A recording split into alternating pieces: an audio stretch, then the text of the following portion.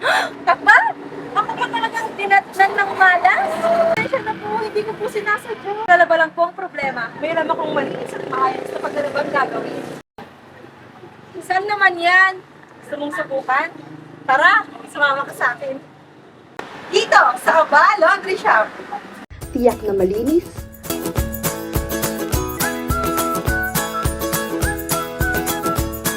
mabango,